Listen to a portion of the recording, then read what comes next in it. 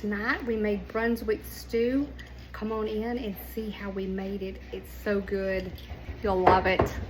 We're gonna start by sauteing our vegetables. I have butter. I'm using the Kerrygold butter. So I'm gonna do some onion. My husband doesn't like a lot of onion, but I do. So here's where we're different. You're gonna have to put in here whatever you think tastes best. I'm gonna put a little extra onion, but not as much as what maybe somebody else would, because he doesn't like them. So, and then he wanted bell peppers in here, so we're gonna saute some of that up in there too. It's not a lot, so we're just gonna put it in there. He also wanted carrots in his, so we are doing some carrots. I'm gonna put them in here with the saute just to go ahead and start them on the cooking process, because I don't want to be in here all night cooking, so can't hurt. You get all that sauteed up for about probably 10 minutes or so until they're translucent, and then I'll start adding in the other ingredients. And this is where your Brunswick stew can also vary too. You're gonna have to add what you like, but I think the biggest thing with Brunswick stew is that it has the barbecue sauce in it. I think that's the big thing, the big takeaway with it.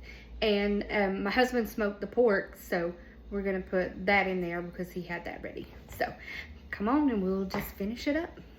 My vegetables are about sauteed up, so I'm gonna go ahead and add a heaping spoon of the garlic because we like it.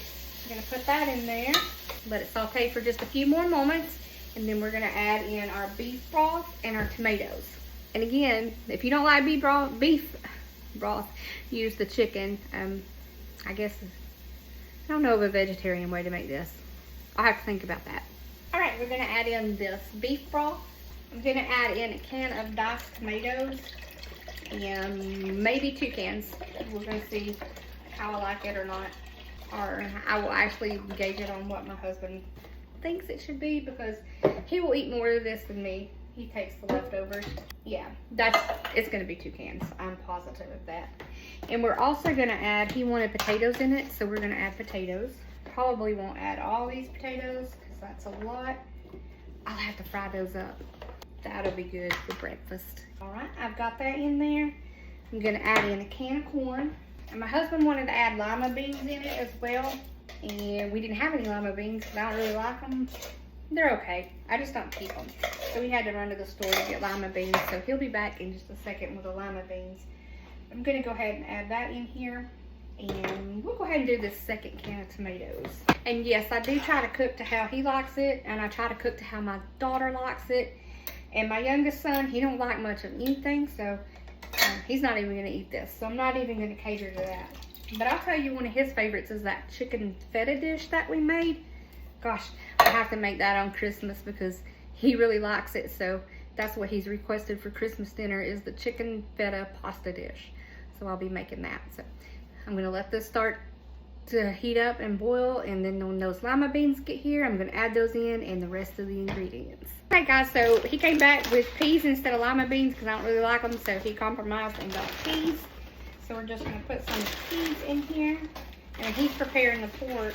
I'm also gonna add, it calls for a dash of Worcestershire sour sauce. You can measure if you want to, but I'm really not gonna measure.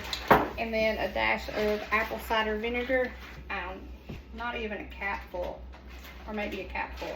And then for the barbecue sauce, I'm using Sweet Baby Ray's, and it says a cupful, so I'm just gonna measure that with my heart too. Just gonna do a cupful, and then we'll taste it, because a good cook always tastes their food. You can't cook and not taste your food along the way.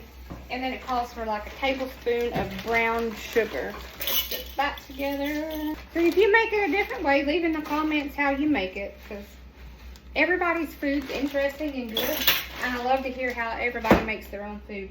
It's great sharing all these tips and ideas. So I'm gonna mix this in, and then my husband somewhere behind me with the pork. So this is his smoked pork, and he's just gonna add in, I don't really eat meat, he does, so he's gonna add in what he feels comfortable with on that, and then I'll just pick around mine. All right, that's all in there. We're gonna let this simmer for about 30 to 40 minutes. We're gonna taste it along the way. If it needs more tomatoes, we'll put more tomatoes. If it needs tomato sauce, we'll put tomato sauce. We're just gonna have to see how this seasons up.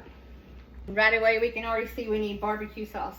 Got my son behind me, he's a chef too. I think it's good that all the family gets involved in cooking, even if my picky eater, he's not gonna eat it. He'll help cook it though. He'll cook it all day long, he just won't eat it. So we're gonna put more barbecue sauce in there, and that's probably more than a cup, but that's what we're doing. And I'm thinking I might do the tomato sauce. I'm on the fence. We'll just see. I'll give this a little while and then we'll see. Okay, so we added a little more Worcestershire sour sauce, and then we're gonna do this little cup of tomato sauce. Chef Liam's gonna put that in there. And we're about to overflow in this pot, so there's not a lot more we can add to that.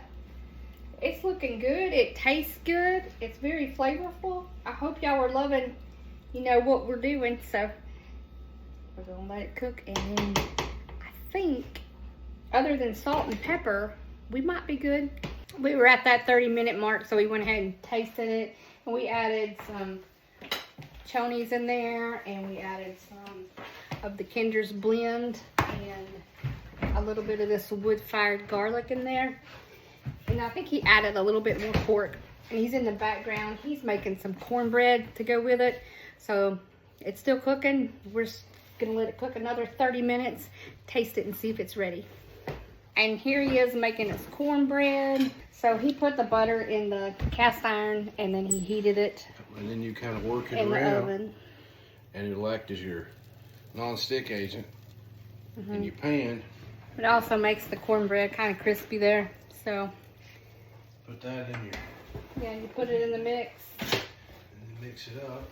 I prefer buttermilk, but we've got this regular sweet milk, so we're gonna use it. It's okay. It's a buttermilk mix. We need a couple eggs, 3 cups of cornmeal mix, 10 to bake, white, lily, whatever you got. I put about a half a teaspoon of salt in it and mix it up and get about that consistency right there, and then about a 3/4 of a cup of that butter melted in the pan, and then whatever you don't use to make it a non-stick, you pour in with the mix. You can use oil, vegetable oil. If you don't want to use butter, it's okay. Whatever you like. I like to use butter. It seems to taste better. He doesn't use the real butter on his. He uses the fake butter, but I'm a real butter girl. I would have used the real butter. Butter, stick margin. It depends on what you like.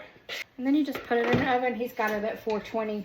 I don't know how long he cooks it. Yep, 420, about, I check it after about 12 minutes. Usually about 14 or 15 minutes it's done. And that's a regular 12-inch skillet. There you have it.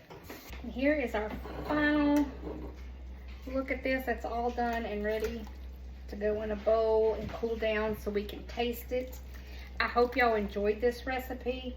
I've already tasted it. It's really good, but here's what it looks like. And I hope y'all have a wonderful night. And if you stayed with me this long through the video, thank you, and know that I appreciate you so much.